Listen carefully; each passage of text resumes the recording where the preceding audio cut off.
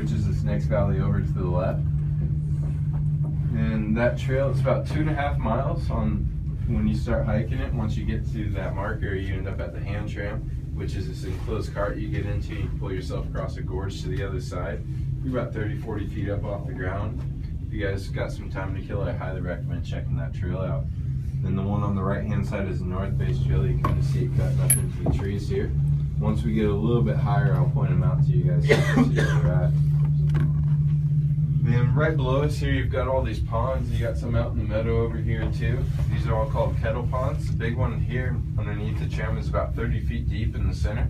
The rest around the valley vary in size between 5 to 15 feet. It all depends on which one you guys decide swimming at the time. And all these valleys from Anchorage around the bend to Turnagain Pass and on the other side of the inlet were all formed from the glaciers receding. Right now you can actually see 3 of the 6 glaciers out there real well. Once we get higher up to the top, you might be able to see all 7 glaciers. The 7th one is up above our tram terminal on our mountain.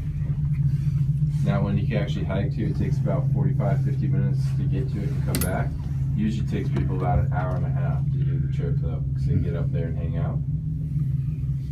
In this face of Alaska we're going up here is the north face. In the wintertime this all fills in with snow and becomes a skiable area. This is considered the longest consecutive double black diamond in Northern America that is ungroomed. At the top of this run, our average snowfall is about 650 inches a year, so that's at the top of the terminal. And at the base down here in the valley floor is about 200 inches a year, with an average base depth on our mountain between 75 and 100 inches, depending on where you're at.